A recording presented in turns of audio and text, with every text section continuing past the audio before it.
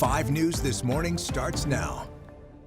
The mother of murder victim Gabby Petito shares her daughter's story, how she's now using her grief to help victims of domestic abuse. And high temperatures are staying pretty steady in the mid-90s for us across northwest Arkansas, close to 100 in the River Valley. We'll talk about when there may be a shift in the pattern coming up. And a former local football coach is facing both a criminal and civil case. I'll have more on those legal battles in minutes. But first, a live look outside in Fayetteville for you. A beautiful shot here on this Thursday at 6:30.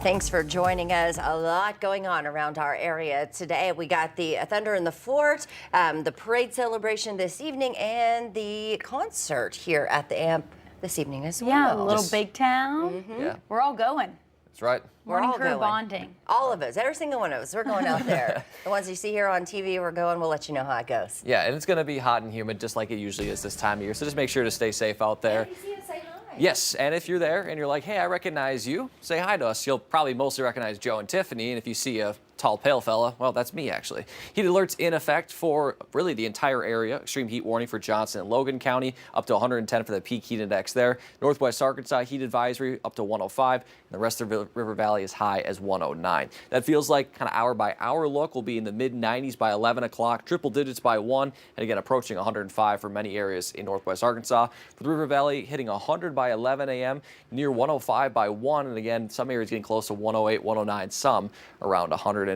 So that heat's going to continue with us. More advisories, extreme heat warnings probably for the rest of the week. Low rain chances return for us this weekend, albeit pretty low rain chances. And there might be a little bit of a pattern change, not a big one, but a little bit starting in August. We'll talk a little bit about that coming up in your full forecast. For now, we'll take a live look at traffic this morning. Here's a live look along I-40 at exit 20 in Dyer. Gorgeous shot of the sun rising here on this Thursday morning. Let's have a great Thursday, everybody. And we'll talk more about those rain chances, the heat, and maybe a little bit of that pattern change coming up in your full forecast. Joe and Tiffany. All right, thanks for that, Danny. Well, this morning, Fort Smith is preparing a big celebration in honor of NBA champions Jaylin Williams and Isaiah Joe. Yep, they're returning home with the homecoming parade in their honor. 5 News reporter Jacob Luthi joining us live in downtown with where it all take place. A big moment for the city, and their former Northside coach couldn't be prouder. Yeah, good morning, Joe. Good morning, Tiffany. Eric Burnett is now an athletics director over in Springdale for their public schools. But before that, he was the men's head basketball coach for Northside, and he had the opportunity to coach Isaiah Joe and Jaylin Williams. And he says, look, this is a huge moment, not just for himself, but for this entire city to welcome them back home. And so this is just a really big moment for everybody to take in and celebrate.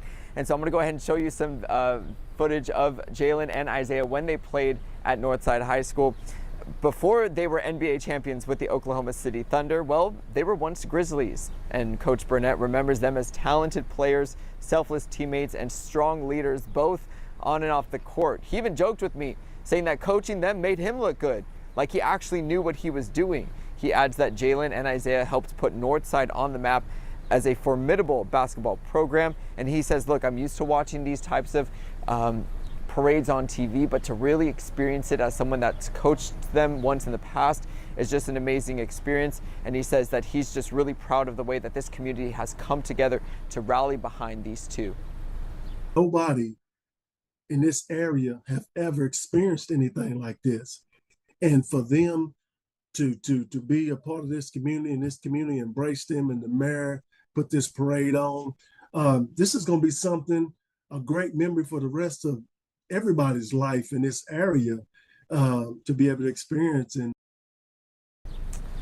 And Burnett says, like, look, they also give back to this community, right? Isaiah Joe and Jaylin Williams come back often to work and do training camps with the Boys and Girls Club here in Fort Smith, spending their time to do that. Look, they've had a short off season because they made it to the finals. So they're going to be here doing camps later this summer while they should be returning back to their professional team. So this is just a really big moment for people that have really given back to this community. Well, again, festivities start at 4 p.m. right here at the Bakery District. Street closes over on Garrison at 5 p.m. Parade starts at 6 p.m. It'll end up right back here at the Bakery District. It's going to be warm.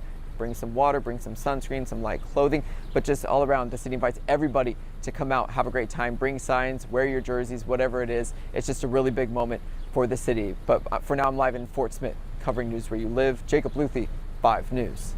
Thanks for that, Jacob. Well, we'll be streaming the parade on 5 News Plus from 6 to 8 this evening. 5 News Sports Director Alex Stewart and anchor Darren Bob will be out there taking you through the parade. You can download the 5 News Plus app on your TV and watch for free. Well, a former local football coach is facing 2 separate legal battles. Forrest Mazie was the coach of the Poto Pirates before becoming the head coach at McAllister High School. Court documents show that Mazie is charged with embezzling nearly $4,700 from McAllister after resigning.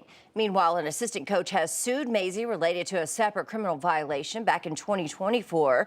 The lawsuit accuses Mazie of pointing a loaded gun at the coach and firing a shot into the nearby woods, all during a coach's retreat last July. Mazie later received a 90-day deferred sentence for the criminal violation related to the incident. Now the civil suit is seeking more than $75,000 in damages. Well, in a case that gripped the nation, it's been nearly 4 years since Gabby Petito was killed. This while on a cross-country trip with her fiance. Now, though, this week her mother is sharing her story as a special guest at the Marshall Museum's True Crime Tonight series. 5 News' Emily Moss joins us now with more. Good morning. Good morning, Joe and Tiffany. I spoke with Petito's mom this week, and it's her first time in Arkansas, so she's really excited to be here. But she's also excited to continue to tell her daughter's story to the community here and hopefully help save someone else out there dealing with domestic abuse. Couldn't we just see something? Why didn't we say something? Gabby Petito's mother, Nicole Schmidt, remembers when her daughter went missing like it was yesterday. When I stopped hearing from her, I started to feel that kind of that worry that a mother feels. Gabby, just 22, was always unique. In 2021, she was fulfilling a lifetime dream while going on a cross-country trip, vlogging her way as she went. She had this light about her. She was always smiling, always laughing, wanting to go on adventures. As she got older, she wanted to travel more. And I think in high school was when she really was like, I want to see the world. But soon the dream became a nightmare as her family began realizing something terrible had happened to their daughter. The detective told me Brian was home safely with the van. That's when I knew my heart sank, because I knew he had probably done something to her, and that was just my gut instinct. Quickly becoming a national media case, hundreds searched across the country for Gabby. New information came out every day, including this viral body camera footage revealing a history of domestic abuse and foreshadowing Gabby's tragic end. I watched the whole entire video and my jaw was on the floor because I could not believe what was going on. From what I thought I knew had happened that day to what I'm seeing had happened, I could not comprehend why she wasn't taken to safety. Why was she not the one who was taken to a shelter? Now, the Gabby Petito Foundation works to help victims of domestic abuse, to help others like Gabby survive their abuse cycle. In hindsight, we see things now that we have learned were red flags right from the very beginning, such as love bombing, isolation, things that we could have picked out if we had been educated on it. Schmidt says it's important for others to know what happened to Gabby can happen to anyone. Gabby was a strong girl. She was tough. She stood up for herself. So don't think that you're not immune. You're not immune from this. It can happen to anyone. Through this foundation, her family keeps Gabby with them all of the time while saving dozens of lives just like hers. She wanted to be this vlogger and influencer and have millions of followers. Well, I mean, she's beyond that now, right? She's got the whole world knowing her name. It's almost like she didn't die in vain because other lives are being saved. The event is sold out. It starts at 6 o'clock at the Marshall's Museum. All right, thanks for that. Well, developing this morning, officials say a plane has crashed in Russia. About 50 people on board are feared dead. This is video where the passenger plane dropped off radar screens today while approaching a remote town in the region bordering China. Russian officials released the video there at the crash site where around 40 passengers and 6 crew members were on board. Officials say initial information suggests that everyone on that plane was killed. Well, now to an investigation out of Ohio, where police say a suspect ambushed 2 Lorain officers. Philip Wagner and Brent Payne were sitting in their cruisers eating lunch when a suspect believed to be lying in wait opened fire with a high-powered rifle. Police returned fire and both Wagner and Payne were shot multiple times.